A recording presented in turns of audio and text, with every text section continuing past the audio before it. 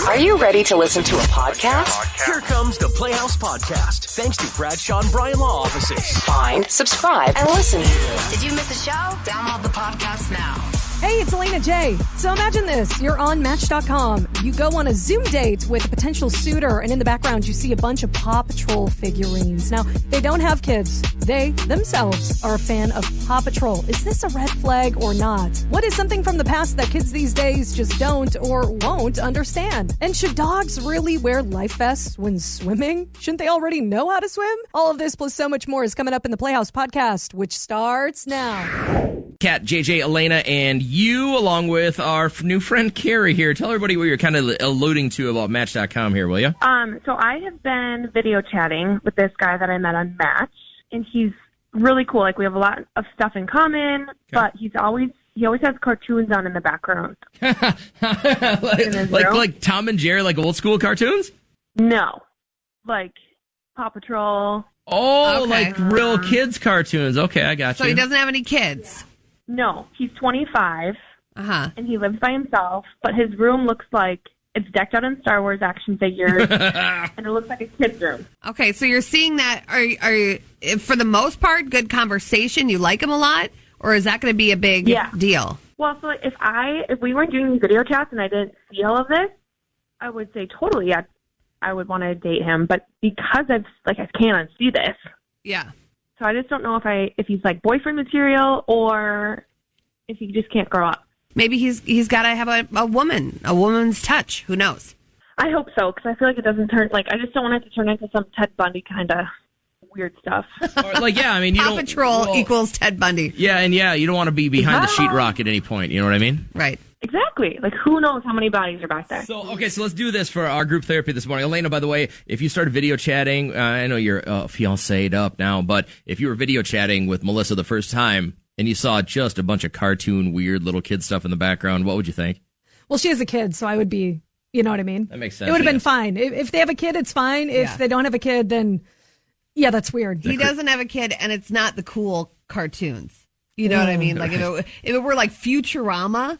Right. Then that's different. That's or he was a Simpsons collector. Or he's watching Adult Swim or something like that. You know, that's adult cartoons, but Paw Patrol. Okay, so put yourself in Carrie's spot. She's video dating this guy, and all she sees is Paw Patrol cartoon stuff in the background. Run. Is this creeper stuff, or do you try and see this through? Andy, I want to get your thoughts on group therapy this morning. She's acting like she's so much better than him. Ooh. Some people just like what they like.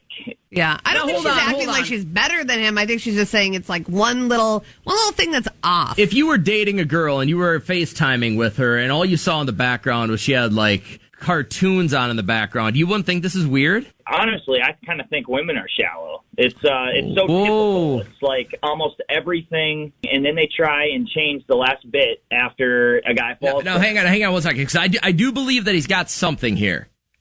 I do believe that most women try and change a little something, but this guy could be Mr. Perfect, except he likes Paw Patrol. Some guys like weed. Some guys will microdose some shrooms. He likes Paw Patrol. But look at all the examples you gave.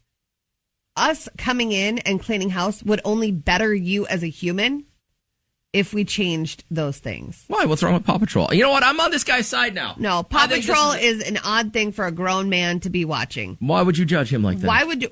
What would it do for your brain? What if it's a release? I watched that with my nephew, and I'm like, my brain is turning to frickin' mush right now. Yeah. Like, what could it possibly offer? You don't ever space out with some, like, old Pink Floyd or something like that and just get psychedelic? No, I don't. Elena, you do. There's got to be a release. There's got to be some kind of relaxation method you got going on. We know what Kat uses to relax. And listen, top drawer stuff or a recumbent bike is not what we're talking about here. I'm just saying it is not a new thing where a girl wants to come in and kind of tweak the man. Why? What guy goes into a relationship? In the end, the guy is happier for her doing that. What guy ever goes into a relationship and says, hey, I think I need to change this chick a little bit. I think I need to make her more like I need her to be. It just doesn't happen, man. I don't know what her name was, but we talked to her like last month, and she had us call her boyfriend, who's a gamer, and he games like 12 hours a day. And if she could just tweak that a little bit, he would be the perfect man. Andrew, how old are you? I'm 26. You loving the Paw Patrol? I do. Andrew, come on now. And I'm getting married in October. Come on. See, take it off the table I'm now. with JJ on this. Yeah, buddy. Yeah, but Andrew, do you have kids? No. So you got into Paw Patrol on your own? I got into Paw Patrol when I was 21. Okay. You said that in front of everybody, you know. I just want to know, care. Like, whatever. You walk away from watching a show like that, and did Chase just teach you, like, an important life lesson? I'm not going to lie. I'm not going to lie. Like, Paw Patrol teaches me things every day. I mean, it's common sense things you learned back in the day, but, I mean, it reminds you on how people are and everything else. Like, I'm with Paw Patrol 100%. Sounds good. I love it. Thanks for having me. Look at See, you know what happens? When people call the show and they say words like, I'm with JJ, Kat goes, sounds good. See you later. No, that's not true. I don't get that at all. Hey, Andrew, the person you're marrying here in October, is she into cartoons too, or is this just your thing? She thinks I'm weird, but, you know, that's whatever. what makes you, right? Her choice. Mm-hmm. Yeah, I'm doing me. She's doing her. Gotcha. I can't do anything bad about it. You guys should think about flipping that around if you want to keep the marriage strong. Have a good morning, man. Yeah, you too, He's JJ. Just trying to figure out what I said right there. He's trying to put it all together. Hold on. Hey, Andrea, you're in the cartoon business here too, right? You're digging on this? I love cartoons. They're happy. Yeah, but They're what fun. cartoons, Andrea? And do you have kids that you watch those cartoons with so you can at least say, I'm with children? No, my kids are like 38 and 36, so they watch cartoons too. But no kids. I just love cartoons because all there is hate on TV. I mean, there's You're right. nothing good on TV but cartoons. Yeah. Look at you. You found There's your little a outlet. lot of violence. There's a lot of killing. There's a lot of, those type of shows. Yeah, that's great. There's horror movies. Yeah, whatever, if that's what you're into. Andrea, have you ever picked up a 35-pound sledgehammer and hit a cat in the head with it? No. No, all right. So I'm not saying- Tom and Jerry didn't wreck you, did it? Cartoons do not lead to violence. I grew up watching cartoons. There was nothing violent. I mean, people were normal back in Tom and Jerry days. Yeah. They didn't take in douche. They knew it was a cartoon. Sorry about that. Yeah, that's all right. As long as you're comfortable. Sorry. All right, I got you. Andrea, what's your favorite cartoon to watch? Oh, my gosh. You remember the Rooster and... Foghorn Leghorn. I can't remember... Yes. Yeah. I love him. Okay, so those are And old I school like- cartoons. Andrew was just talking And I about how love he watches Elmer Paw Patrol. Fudd. Yeah.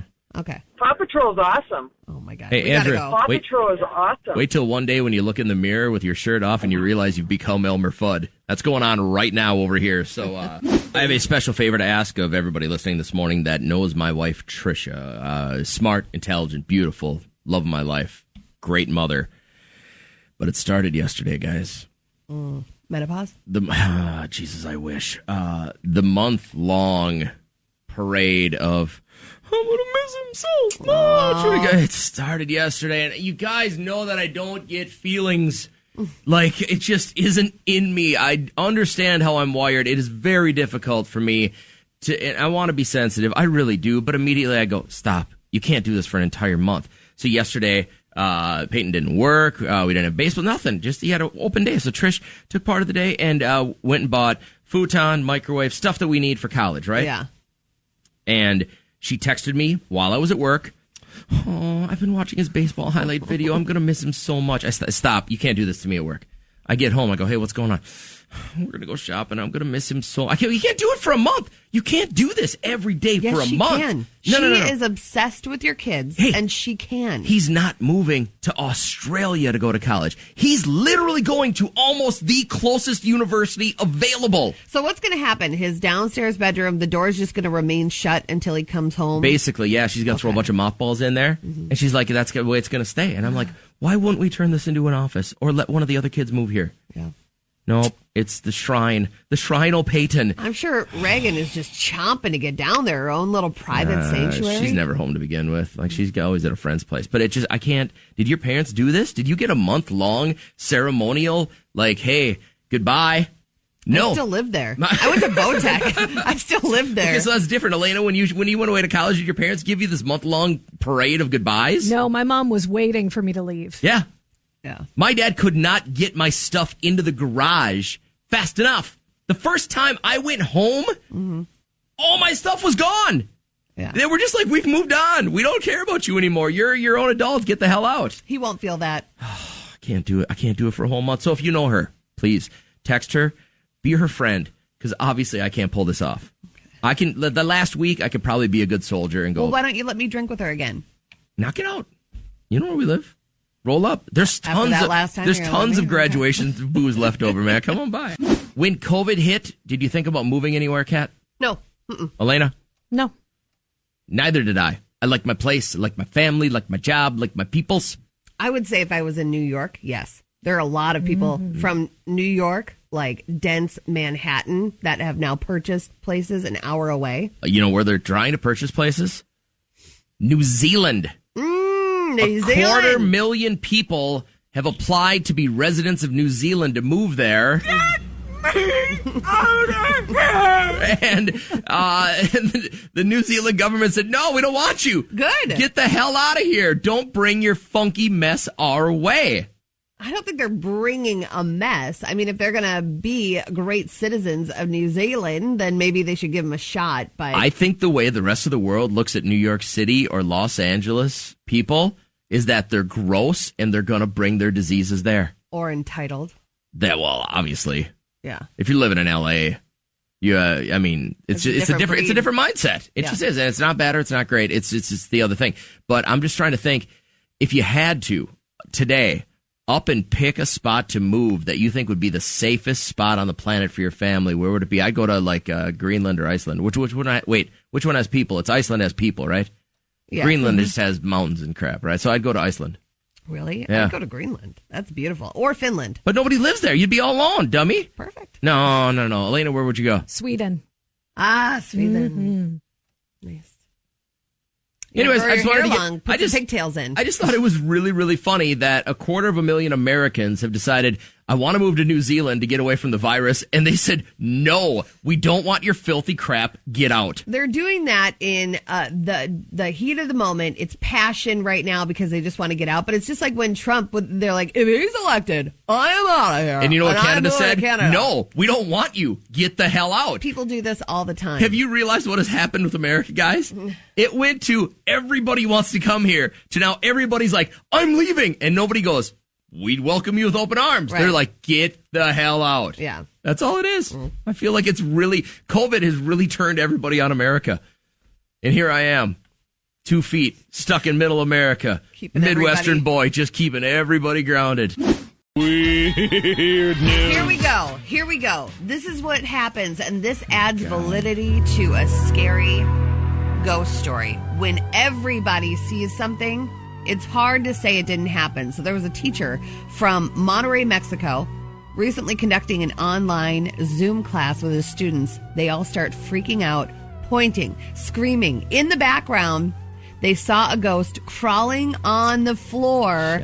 The teacher said there was no one else in the home besides him. They rewind the Zoom, which was being recorded for classroom purposes. There it is, right there. Of course, this guy had one of his friends pull this off to scare the kids. You'd say that too, but when everybody is in on it and they see it. Hold on, hey, real quick. True. As soon as we mentioned ghosts, I saw Tony come through here, man. What's good? You know the ghost situation? 100% have a ghost. I'm the maintenance man here, and something will definitely talk to you.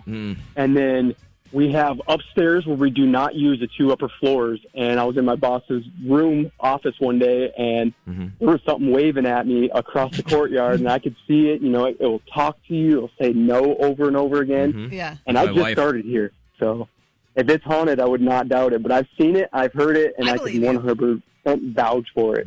It's creepy. We're all drinking a little early this morning. I just can't. Listen, stop with that whole crap. I just can't do it anymore. Yeah, that is not nice.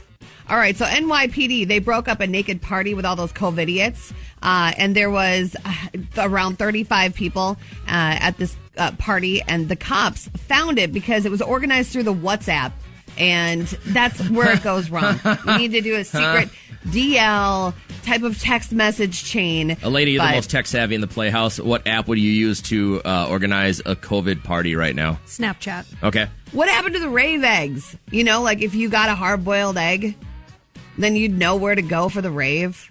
You know what I'm saying? No, I've never been part of the rave egg. True. I haven't either. So, no. No one at the party was social distancing, so come on now. Get smart about it. And that is what's weird. Elena, what don't kids know how to do? Well, they don't know how to pretend like you're going to call somebody. So, like, usually for us, the older generation, we're going to curl our hands into a fist, put up your pinky, your thumb, put it up to your ear, and that's how you pretend. It's like a that you're on telephone the you used to phone. pick up a corded phone. That's what you do, but from across the bar, you're like, call me. Yeah, right. Yeah, but now Gen Z, instead of doing that, they just put their hand up to their ear, like a flat hand. A flat hand. We used to do that when you were pretending you were on the radio. Yeah. You'd be like, well, here's my radio voice. Or flying a helicopter. Yeah, what do you see up there, George? Chopper 19. Yeah. Yeah, but now that's what Gen Z does. So they have no idea what that means if we were to put up our, hand up with our pinky and thumb pointing out. I told you yesterday, I was very impressed that my kid knew how to dial a rotary phone. We were at an antique shop, and he's like, I go, dial your phone number. Let's see how you do it. And he knew exactly how to do it. So I don't know if my mother-in-law taught him, but... On that phone tip, if you look at your phone, what's the icon for the telephone? It's an old school phone. It's a corded telephone. My son, Nolan, he goes, what is that? He knew to make calls by pushing that button, but he'd never seen one before. So maybe in the future it's going to be a square with just a bunch of little numbers. So what else aren't kids in this generation familiar with, Elena? I would say scratching a CD. They don't understand the struggle. Scratch! Oh my stars, for the love of Liza. You scratch my CD. Why'd you scratch his CD? One of my favorite movies on the planet. But a scratch CD, there's nothing worse. You're enjoying your song, and then you're like, what happened to my NSYNC CD? Your kid, my kid now, Kat, they're going to grow up not realizing that you couldn't just call somebody to bring everything to them. Yeah. My son now knows how to use Amazon Prime enough where he just goes, Dad, do we need this? And he'll the one shop click. Yeah. He'll do it. And he'll know that in 48 hours somebody will jump out of a truck and bring it to him. Listen, I grew up 45 miles away from the nearest Target or Kmart. Mm-hmm. It was a day trip to go get socks. And now you just click a button and they're there the next morning. I know that you tell those tales about put on your Sunday best, and then you go to Sears and you have to get your hefty jeans Husky jeans. Husky jeans. They were the tough skins. God, I know the guy that called me Husky. I still have his face emblazoned in my mind. And if I was to see him on the street, I'd go to prison for beating him within an inch of his life. To recognize Absolutely. Him? Oh my God. I couldn't tell you what my second grade teacher looked like. Yeah. But I remember that guy. All right. What else don't kids know? I think just the struggle of playing music. It's so easy because I have gone through, I think, a little bit more than Elena with the tape, and you request it from the DJ, and you wait have to press wait, play or and record. Sometimes they lie and they're like, "Yeah, it's coming up next," but then it's next hour, and then you're still sitting there and you got it ready, and you're hovering over, and your hands are shaking, and then your blood sugar's low.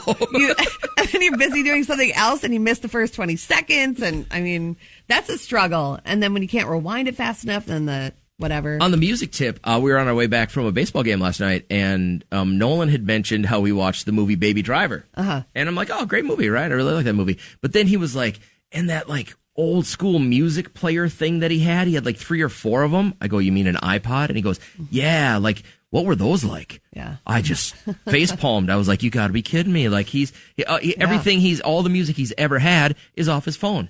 It's either stored on there or he plays whatever he wants through, Spotify or Apple Music. He doesn't know what it's like to download and then have one corrupt file take out your entire iTunes. Jeez. You know what I mean? Like that struggle is super real.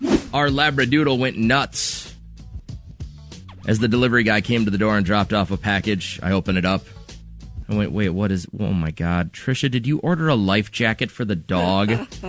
We have a 75-pound Labradoodle who is now going to be life jacket up at the lake. And I just went, this is stupid. Every dog knows how to swim. Oh, she's going to get him doggy Crocs. Be the most stylish dog on the beach. Now, Elena, would you ever go so far as to get a life jacket for any of your dogs? No, never. I mean, both of them are Labradoodles, or not Labradoodles, Labradors, and so they should be able to swim anyway, but no way.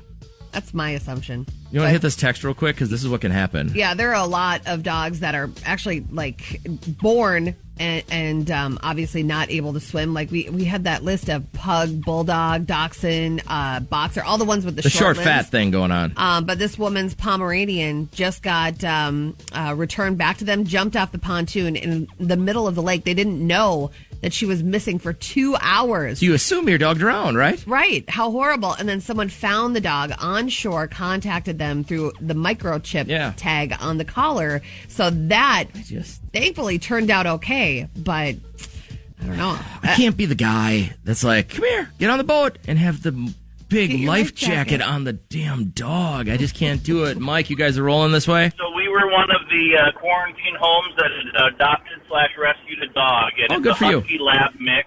Thank you. We took him on the lake a couple times. He had no interest in swimming.